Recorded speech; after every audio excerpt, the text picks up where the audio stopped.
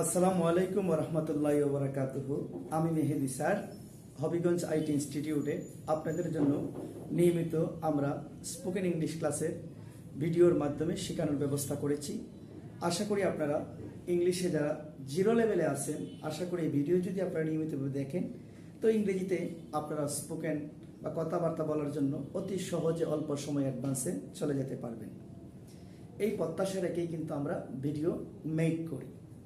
তো আমার চ্যানেলটি আপনারা একটু সাবস্ক্রাইব করবেন। আপনার এতটুকু কাজে আমাদের ভিডিও বানাতে কিন্তু প্রচুর আগ্রহ জাগে। চলুন কথা না বাড়িয়ে আমরা আজকে প্রিপজিশন নিয়ে কথা বলবো। কি নিয়ে কথা বলবো? প্রিপজিশন নিয়ে। তো প্রিপজিশনের উইথের ব্যবহার আমরা কখন উইথটা ব্যবহার করি? তো আমি কলম দিয়ে লিখি, আমি কলম দিয়ে লিখি। ধরেন এটা একটা কলম, কি দিয়ে লিখলাম? আমার হাতটা হচ্ছে একটা হস্ত্রযন্ত্র দিয়ে কি লিখলাম? একটা লেখা লিখলাম। কার মাধ্যমে? কি দিয়ে? এই কলমটা দিয়ে। তাইলে কোনো কিছু দিয়ে যদি লেখা হয় বা হস্তযন্ত্রের মাধ্যমে কোনো কাজ করা হয়, এর আগে কি বসে? উইথ বসে।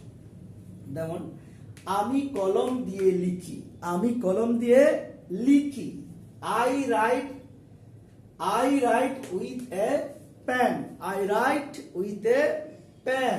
এখানে দেখেন এই যে উইথটা হচ্ছে একটা প্রিপজিশন, উইথটা হচ্ছে একটা প্রিপজিশন। তাহলে আমি কলম দিয়ে লিখি, এই যে দিয়ে কথাটা, এই কারণে একটা প্রিপজিশন। কলম দিয়ে, এই কলমটা হচ্ছে নাউন, এর শেষে কি আসছে? একটা বিভক্তি আসছে। আর এই বিভক্তিটা আমরা যদি ইংলিশে রূপান্তর করি তাহলে প্রিপজিশন হয়। তাহলে বাংলা বাক্যের শেষে কিন্তু বিভক্তি থাকে, আর ইংরেজি বাক্যের কিন্তু পূর্বে থাকে কিন্তু প্রিপজিশন। যেমন পেন ইংরেজি, এর পূর্বে কি বসাইছি? আমরা উইথ বসাইছি, দিয়ে যেহেতু। তাইলে আমরা এখানে উইথের ব্যবহারটা আমরা এভাবে বলতে পারি, কিন্তু হস্তযন্ত্র দ্বারা যদি কোনো দিয়ে যে কোনো কিছু কাজ হয় এর আগে কি বসে? দি বসে। তো আমরা এখন প্রিপজিশন উইথ ইন এর ব্যবহার শিখব। কি শিখব? প্রিপজিশন উইথ ইন এর ব্যবহার। তো এক সপ্তাহ, সে এক সপ্তাহের মধ্যে আসবে, সে এক সপ্তাহের মধ্যে আসবে। দেখেন একটা নির্দিষ্ট সময় কিন্তু উল্লেখ হয়ে গেছে এখানে, একটা নির্দিষ্ট সময়। তাইলে একটা নির্দিষ্ট সময়ের মধ্যে যদি উল্লেখ থাকে একটা লোক আসবে বা যাবে, তাহলে এর আগে কি বসে? একটা প্রিপজিশন বসে। প্রিপজিশন কি বসে? উইথ ইন বসে। তাহলে আমরা দেখি, he will come within a week, সে এক সপ্তাহের মধ্যে আসবে। এই যে উইথ ইন, এই যে উইথ ইন, এটা হচ্ছে একটা প্রিপজিশন উইথ ইন। তাহলে সপ্তাহের, এই সপ্তাহ কথার শেষে কিন্তু এর, এটা বিভক্তিতে আছে, এটা আমরা কি করেছি? প্রিপজিশনে রূপান্তর করে এর আগে কি আসছে? With in. যেহেতু একটা নির্দিষ্ট সময়ের মধ্যে ফিক্সড করা, সে আসবে। তাহলে আশা করি আপনারা বুঝে গেছেন, কোনো নির্দিষ্ট সময়ের মধ্যে যদি আসা যাওয়া বোঝানো হয় তাহলে এর আগে কি বসবে? উইথ ইন বসবে। আমি 5 দিনের মধ্যে আসবো, আমি 5 দিনের মধ্যে আসবো।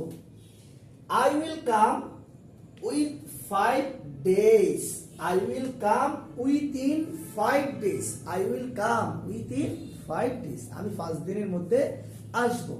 এখন দেখেন আপনারা, এই যে উইথিন আমরা বসাইলাম, কার আগে? এই যে দিন, 5 দিনের, এই যে দিনের কথাটা ছিল এখানে, এই দিনের কথাটা শেষে কিন্তু একটা বিভক্তি আছে, ওটারে আমরা ইংলিশে লিখছি ডেইজ।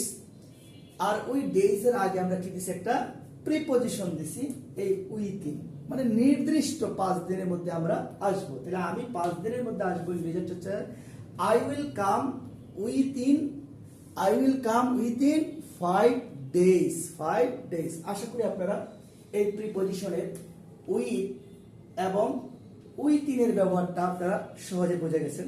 ধন্যবাদ। আসসালামু আলাইকুম ওয়া রাহমাতুল্লাহি ওয়া বারাকাতুহু।